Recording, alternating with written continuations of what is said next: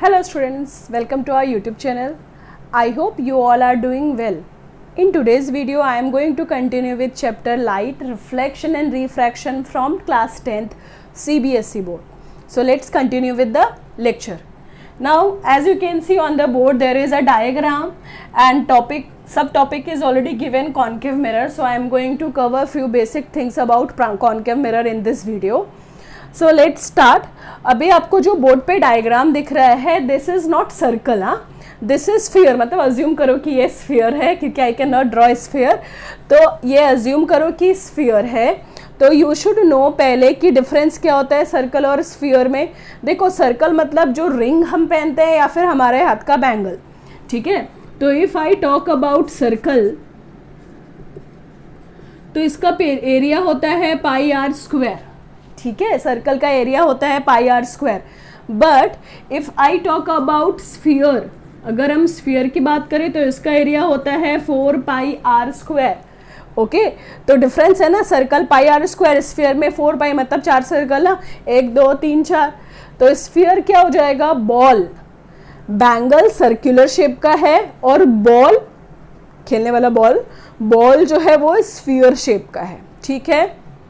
So you should know कि यहाँ पे जो डायग्राम है, यहाँ पे ये स्फीयर है, ठीक है. So let's start with the concave mirror. I hope circle और स्फीयर का डिफरेंस आपको पता है, ठीक है. सो अभी you can see few alphabets on the diagram. So let's start with C. I know C is centre. तो first is your centre of curvature. मतलब जो आपका सी है उसको we called centre of curvature. अभी centre of curvature क्या होता है, centre of curvature is the centre of sphere. अभी यहाँ पे स्फीयर कहाँ से आया, ये वो स्फीयर है from which this concave mirror is form. अच्छा, I hope you are not confused कि जो मिरर है वो कॉन्केव मिरर है, ठीक है. As you can see, and ये जो डॉटेड लाइन है उससे मैंने स्फीयर का कंप्लीट स्ट्रक्चर बताया है. मतलब I hope you aware that mirrors are formed from the sphere. Sphere से concave and convex mirror form होता है. तो ये जो सेंटर ऑफ कर्वेचर है, ये उस स्फीयर का सेंटर है जिससे मिरर फॉर्म हुआ है. तो centre of curvature is centre of sphere from which the mirror is formed. वो स्फीयर जिससे मिरर फॉर्म हुआ है उसके सेंटर को we call centre of curvature, ठीक है. अभी यहाँ पे जो सेकेंड आपको पॉइंट दिख रहा है दैट इज पॉइंट पी, ठीक है. पॉइंट पी है दैट इज कॉल्ड पोल.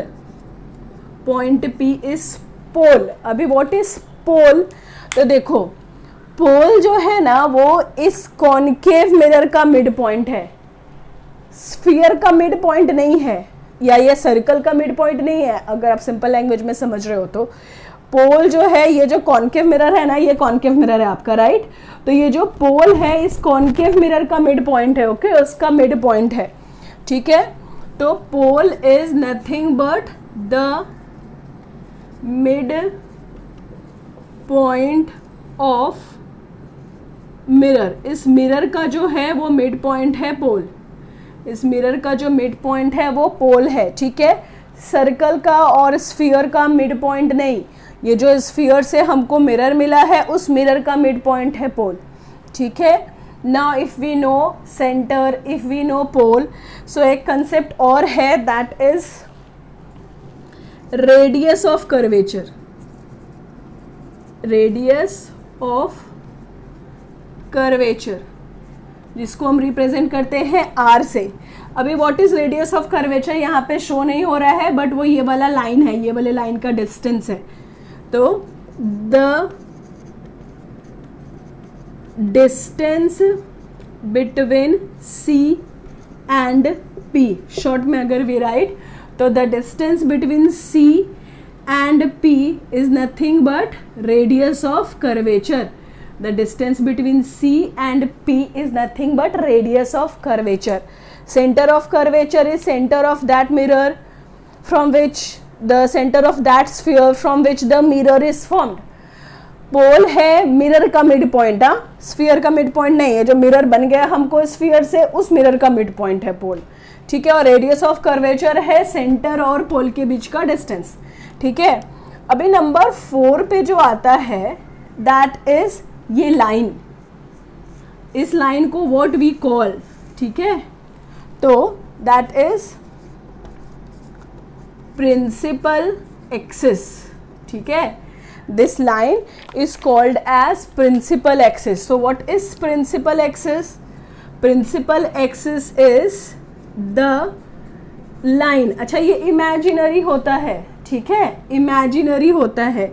जो प्रिंसिपल एक्सिस है वो रियल में ऐसा कोई लाइन हम नहीं ड्रॉ कर रहे होते हैं मिरर में, इमेजिनरी होता है। मतलब जब हम मिरर फॉर्म कर रहे होते हैं तो what we need to take care, पहले मैं प्रिंसिपल एक्सिस का डेफिनेशन लिखती हूँ, the line joining the center of curvature and pole, the line joining center of curvature and pole, तो उस लाइन को हम बोलते हैं प्रिंसिपल एक्सिस, ठीक है। The line joining the center of curvature and pole, that line is called principal axis, but वो imaginary line होता है। मतलब when we form mirror what we need to take care, we need to take care कि जो आपका centre of curvature है, जो आपका सी है, और जो वो आपका पोल है वो एक स्ट्रेट लाइन में आने चाहिए। मतलब अगर मैं सी और पोल को सामने रख के एक लाइन ड्रॉ करूं तो वो स्ट्रेट लाइन के ऊपर सी और पी दोनों फॉल होने चाहिए, then only the mirror is errorless, okay. So principal axis क्या होता है, इमेजिनरी लाइन होता है जो ज्वाइन करता है centre of curvature and pole को, इमेजिनरी लाइन जो ज्वाइन करता है centre of curvature and pole को। Now next topic is focus, focus और फोकल पॉइंट। अब जब भी रे डायग्राम देखोगे चैप्टर में तो आपको दिखेगा कि जब भी रे डायग्राम ड्रॉ किया है तो एक पॉइंट है जहाँ पे फोकस हुआ है, एक पॉइंट है जहाँ पे एक पॉइंट है जहाँ पे रेज आके मीट हुई है, एक पॉइंट है जहाँ पे रेज आकर के मीट हुई है, ठीक है। आप जब भी रे डायग्राम देख रहे हो, कहीं पे भी आप रे डायग्राम देखो तो मीटिंग पॉइंट बताता है, ठीक है। तो जो फोकस एंड फोकल पॉइंट होता है वो हमें बताता है कि हमें किस पॉइंट पे मीट होना स्टार्ट हो जाएगा। फोकल पॉइंट होता है मतलब आप मिरर लेते हो, उसको फोकस करके देखते हो कहाँ पे हमें क्लियर इमेज मिल रहा है, ठीक है, एक्सपेरिमेंट करते टाइम। तो ये जो होता है वो मिड में होता है प्रिंसिपल एक्सिस के, ये जो होता है वो प्रिंसिपल एक्सिस के मिड में होता है। Let me draw it here, it is on diagram, it is focus और फोकल पॉइंट, ठीक है, इट इज फोकस और फोकल पॉइंट, ठीक है। तो how you will define focus and focus और focal point, it is the middle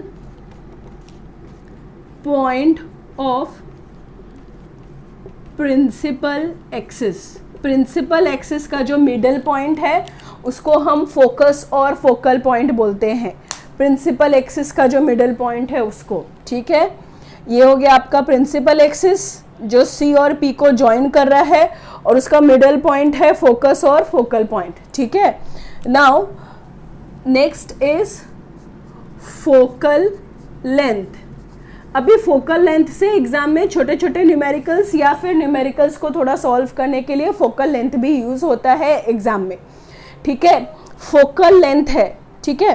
तो focal length क्या होता है, फोकल लेंथ होता है वो पॉइंट वो लाइन जो आपके फोकस पॉइंट और पोल के बीच का जो डिफरेंस होता है, जो डिस्टेंस होता है।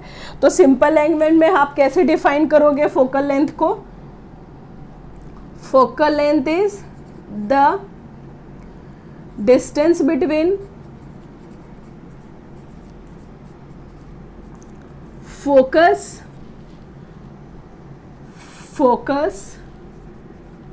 and pole, the distance between focus and pole, ये होता है आपका फोकल लेंथ। ये जो डिस्टेंस है ना, ये वाला डिस्टेंस जिसको मैंने डॉटेड लाइन में दिखाया, ये डिस्टेंस आपका होता है फोकल लेंथ, ठीक है। तो बाय दिस, अगर ये डिस्टेंस फोकल लेंथ है तो कैन वी से दैट, क्या हम एक सिंपल इसको मैथमेटिकल टर्म में बोल सकते हैं क्या, कि जो फोकल लेंथ होता है, focal length is nothing but r/2 radius of curvature by 2। Can we call focal length को r/2, बराबर ना।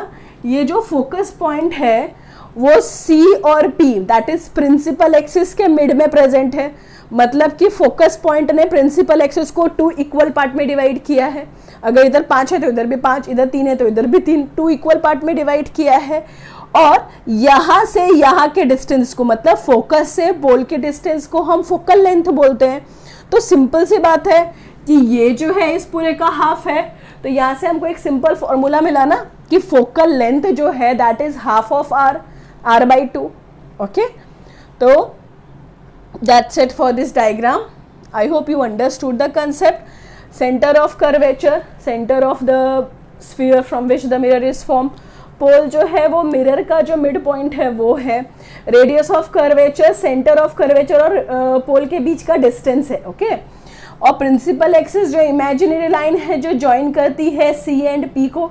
मतलब मिरर फॉर्मेशन के टाइम पे we need to be clear कि अगर यहाँ पे मैंने मिरर फॉर्म किया है स्फीयर से, तो मेरे मिरर का जो भी मिड पॉइंट है और जो सेंटर है वो एग्जैक्टली एक लाइन के ऊपर आना चाहिए, एक स्ट्रेट लाइन के ऊपर, ठीक है। फिर फोकस पॉइंट और focus mid point of principal axis, और last but not the least that is focal length. तो ये वाला लेंथ, ये जो लेंथ है, this length is called focal length. तो बाय दिस हम बोल सकते हैं कि focal length is nothing but r/2। You can take a screenshot of the board, आपके नोट्स के लिए हेल्प होगा। I hope you understand the concept. That's it for today's class. I hope you like the video. If you like my explanation, then please like, share and subscribe. Thank you for watching.